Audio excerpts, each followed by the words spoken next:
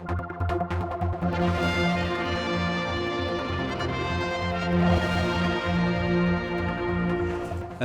is just a short press conference to give you an update on the progress we're making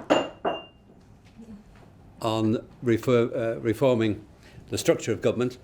You may remember back in October, in my statement to Tynwald, I made reference to the fact that during this forthcoming year we would be bringing in proposals to help build on the reform we've made of government to date to enable us to rise to the challenge that faces the Isle of Man at the moment.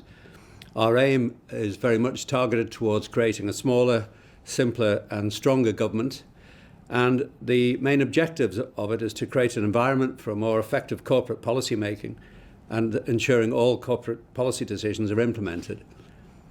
We want to provide a more cohesive approach to the delivery of health and social care. We want to provide a sustainable structure for the utilities, to deliver a smaller, more joined up government, moving away from the silo approach which currently applies across government at present. And ultimately, we want to start a debate on developing a more sustainable structure for government to take us into the future. So the proposals which we are making today involve a number of quite major changes, but this will be only phase one of a number of changes we're expecting to bring in over the next few months. The first change in phase one is that there will be a dedicated ministerial lead for policy and reform. So this will be a Minister for Policy and Reform, but working out of the Chief Secretary's office and reporting directly to the Chief Minister. This will lead to a realignment of business change, IT, human resources and economic policy. There's also some departmental restructuring, including the dissolution of DCCL and a combined Department of Health and Social Care. And additionally, the merger of the Manx Electricity Authority and Water. Now, what will this deliver? The proposals that we have at the moment will lead to a more centrally driven and coordinated policy development. There will be a reduction in the number of ministers, a reduction in management and staff numbers, and a reduction in the number of government organisations. The principal change is that the Chief Secretary's office will be restructured into a Cabinet office. This will lead to a more centralised direction of policy, and it will also combine not only the Chief Secretary's office, but the Business Change Group, the Office of Human Resources, ISD, and the Economic Affairs Division. This will combine to provide a policy and reform hub at the centre of government, which can work through Treasury and departments to drive through the changes we need to rebalance the budget and to get the Isle of Man back on an even keel again. The Minister in charge of policy and reform will also be the chairman of the Civil Service Commission, and shortly that will become the Public Service Commission, which brings all staffing issues through one single point in government. This is a major step forward from what has happened before, and will give central government a much better ability to direct the changes that we need at this very difficult time. That will be the main change, but the secondary changes will be, first of all, the re-merging of the Department of Health and Social Care. This is really very much on the back of our review of the long-term challenges to the island relating to an ageing population, where it is quite clearly identified now we need much closer working relationships between health and social care to identify a joint strategy to deal with these long-term problems, which are going to be one of the biggest challenges to the island over the next 10 or 20 years. So health and social care will go into a new Department of Health and Social Care, but the Social Security Division will go to Treasury. And therefore the range of responsibilities in social care will be focused very much on the health provision as to the benefit provision at the moment. That will go to Treasury and will be maintained in exactly the same way as before. There will be the public will not feel any direct impact of it on terms of benefits or service division.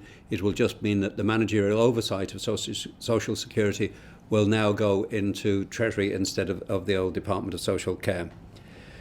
The Department of Culture, Community and Leisure will be disbanded, and the various parts of that department will be transferred to other existing departments. The railways and buses will go into the Department of Infrastructure. The sport and arts, that's the NSC, etc., will go into education, and the Villa Marina and Gaiety and related tourist issues, the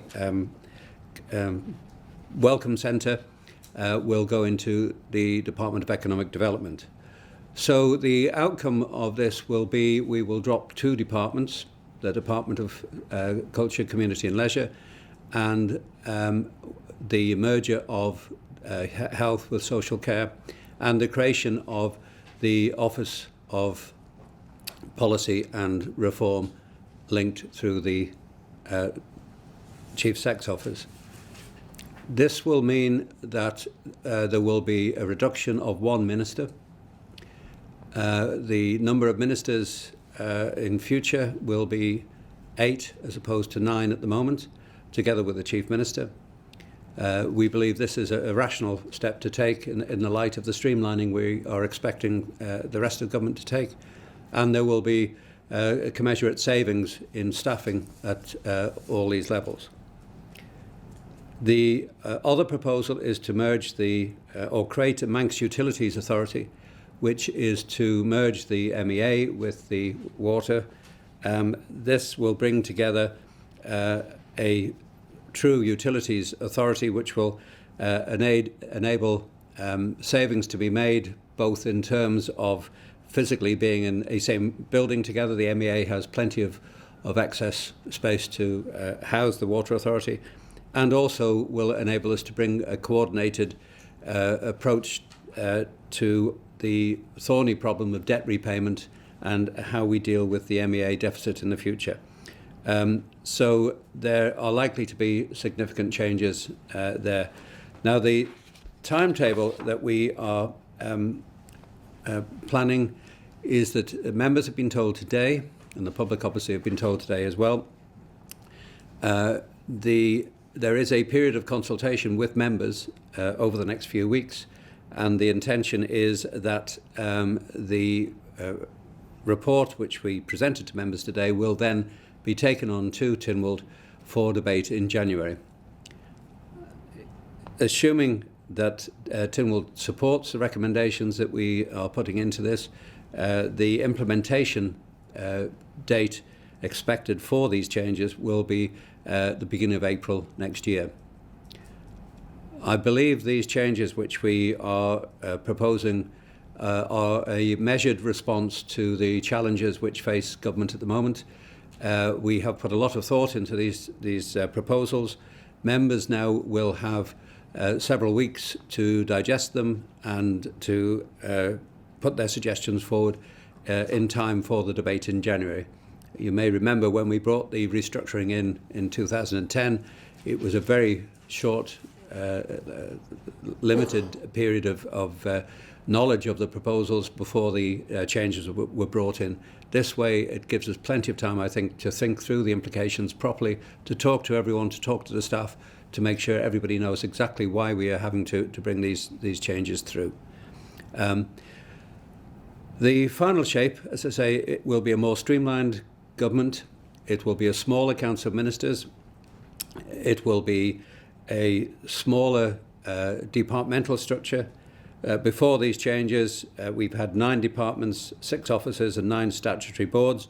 After the changes, we'll have 7 departments, 5 officers and 8 statutory boards. So we've reduced the number of government entities from 24 to 20 as part of our streamlining process.